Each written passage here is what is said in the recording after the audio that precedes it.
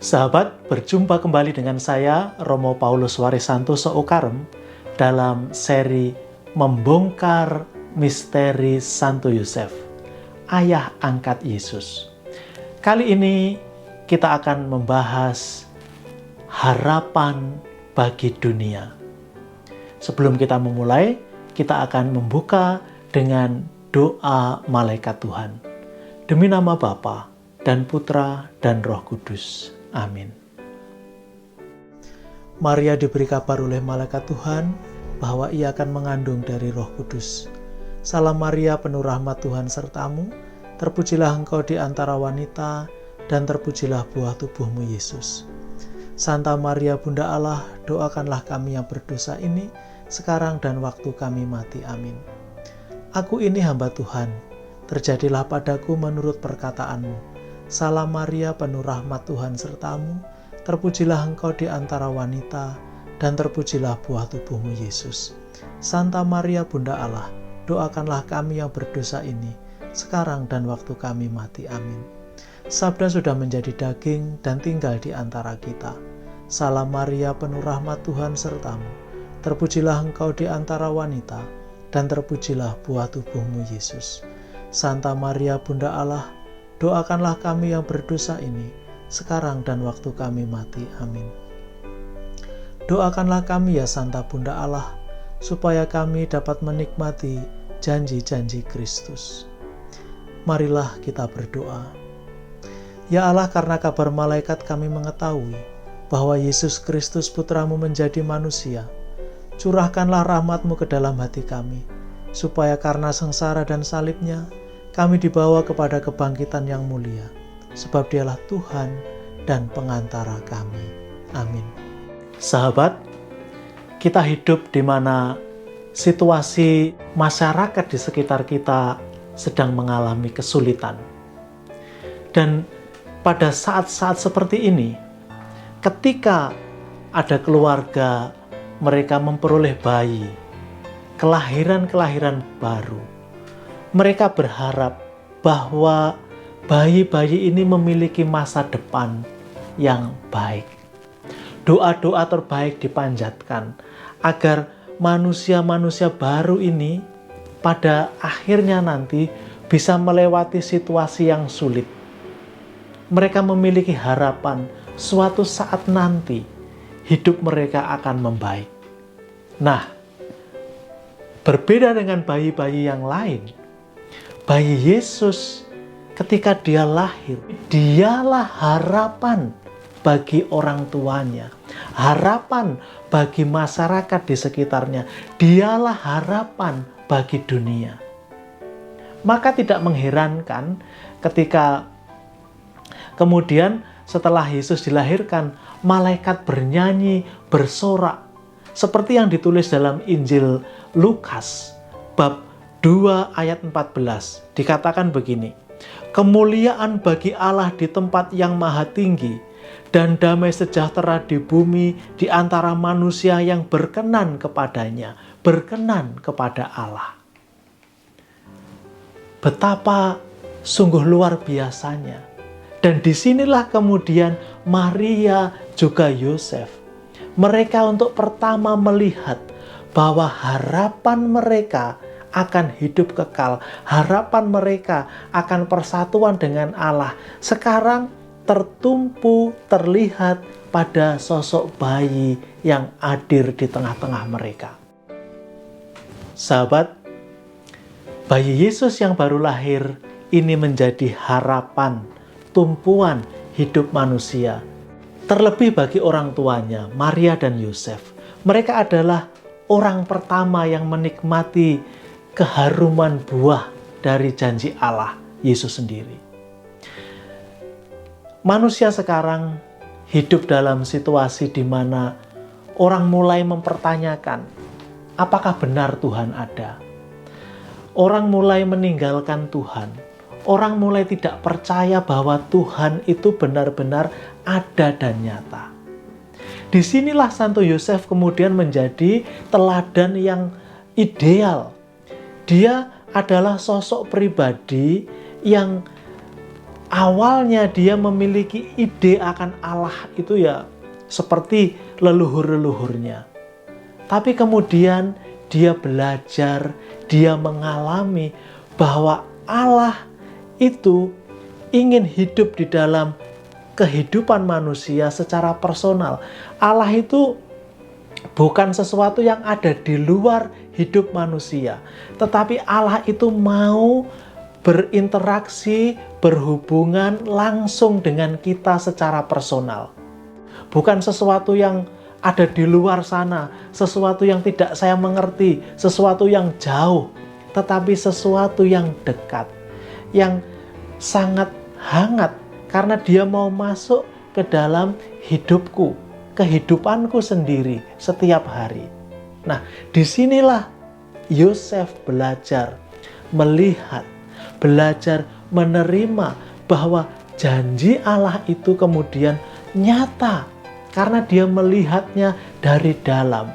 Dia tidak melihatnya ada di luar jauh sana, tapi dekat di dalam hatinya, di dalam hidupnya sendiri, dan sangat nyata di dalam pribadi Yesus yang dia asuh.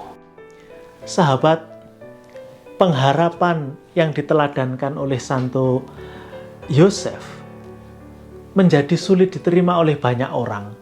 Terlebih ketika mereka melihat bahwa hidup mereka makin lama makin sulit.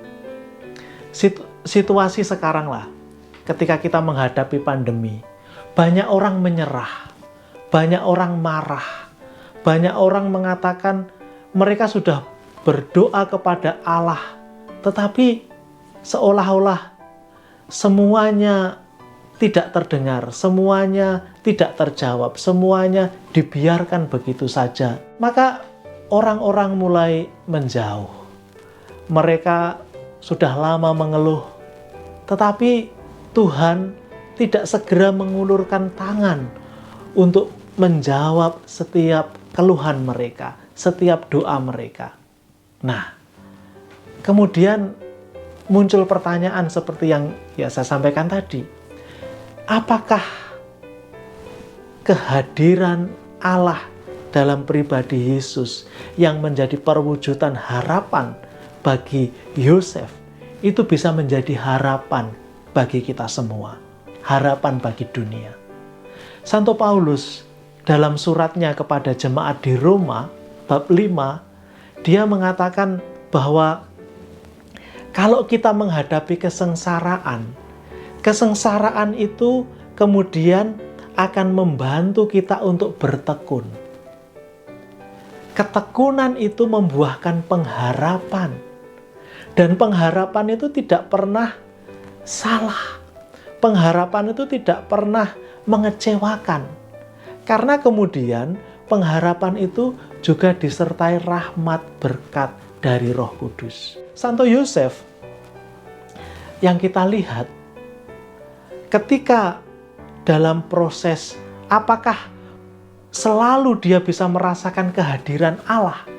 Bahwa Allah menyertai, menemani, memudahkan hidup mereka? Rasanya juga tidak. Setelah Yosef menerima janji Allah dalam mimpi, lalu dia mengambil Maria, dibawa ke rumahnya. Proses kemudian juga tidak mudah. Saya selalu mengingatkan dan saya yakin Anda semua tahu proses kelahiran Yesus yang tidak gampang. Mereka jalan kaki dari Nazaret ke Bethlehem. Kemudian pernyataan-pernyataan Allah melalui peristiwa sehari-hari, melalui para gembala yang datang kemudian bersaksi, melalui orang-orang bijaksana dari timur yang memberi kesaksian, melalui Simeon, melalui Ana, kemudian juga melalui Yesus sendiri ketika hilang dan ditemukan di bait Allah. Pengalaman-pengalaman ini bagi Yosef, ini sungguh memberi gambaran yang makin besar. Dan Yosef mau setia, bertekun dalam ini semua. Dan dia tidak pernah kehilangan akan harapan. Yosef memiliki iman dan harapan yang terikat jadi satu. Pengharapannya kuat karena dia memiliki iman yang kuat. Nah, di sini Sebaliknya yang terjadi dengan kita kerap kali, kita imannya saja sudah ya goyang-goyang. Maka ketika diajak untuk berpengharapan kepada Allah, pengharapan kita juga tidak kuat, karena juga yang menjadi landasan dasarnya juga tidak kuat. Nah, disinilah kita berlatih, disinilah kita belajar dari Santo Yosef, bahwa pengharapan itu ada, selalu nyata dalam hidup kita. Sahabat, saya ingin menutup ini dengan sedikit mengungkap cerita yang saya yakin Anda pun semua sedang melihat dan merasakan, yaitu meninggalnya orang-orang yang kita kenal. Mungkin mereka masih saudara kita, tetangga kita, teman-teman kita, atau idola kita bahkan. Mungkin mereka itu dosen, guru, pastor, orang tua, atau siapapun. Mereka berpulang. Ya, ada yang karena usia senja, ada yang karena COVID ini. Banyak hal. Kita disuguhkan berita-berita yang tidak mengenakkan. Dan tidak jarang kita pun juga menangis bersama mereka. Karena kita mengenal hidup mereka. Kita bersama mereka. Terkadang ketika kita harus bertanya kepada diri kita sendiri, bagaimana dengan saya? Kenapa dunia seperti ini? Kenapa seolah-olah tidak ada terang, secercah harapan? Mengapa situasi buruk ini terus saja terjadi? Sahabat, Santo Yosef meninggal dalam kegembiraan ketika dia bisa melihat bahwa apa yang dijanjikan Allah itu nyata. Dan ketika dia berani berharap, seperti yang kita lihat, pengharapan berarti keinginan untuk mengalami kehidupan yang kekal bersama Allah Bapa, mengalami kebahagiaan kekal bersama Allah Bapa. Itu nyata. Meskipun Santo Yosef tidak bisa menemani seluruh perjalanan Yesus. Injil menceritakan pada akhir Yesus yang menemani hanya Bunda Maria. Artinya Santo Yosef sudah kembali kepada Bapa. Setiap hari dalam doa penutup yang saya buat, doa kepada Santo Yosef, pada kalimat terakhir, yaitu Santo Yosef pelindung jiwa-jiwa yang akan meninggal, yang akan berpulang, doakanlah kami. Mungkin kita juga mengalami situasi yang sulit, kita juga takut, atau kita menyaksikan orang-orang di sekitar kita, mereka takut untuk menghadapi situasi ini. Disinilah kita bersama menyerahkan diri kepada Santo Yosef, agar kita boleh mengalami kematian yang indah, kematian yang suci, dan pada akhirnya beroleh kehidupan kekal yang membahagiakan. Sahabat, mari kita tutup bahasan kita hari ini dengan doa kepada Santo Yosef. Demi nama Bapa dan Putra dan Roh Kudus, amin. Santo Yosef, perlindunganmu amat besar, amat kuat dan amat cepat di hadapan singgasana Allah. Aku mempercayakan kepadamu segala kepentingan dan keinginanku.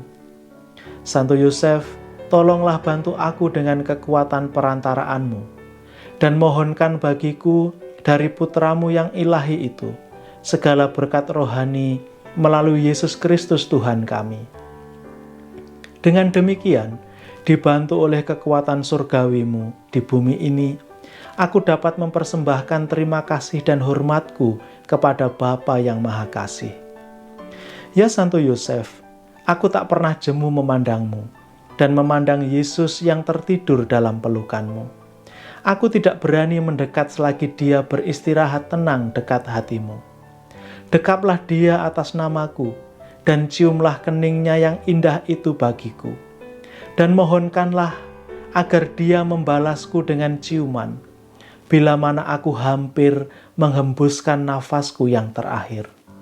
Santo Yosef, pelindung jiwa-jiwa yang akan berpulang, doakanlah aku. Amin. Demi nama Bapa dan Putra dan Roh Kudus. Amin.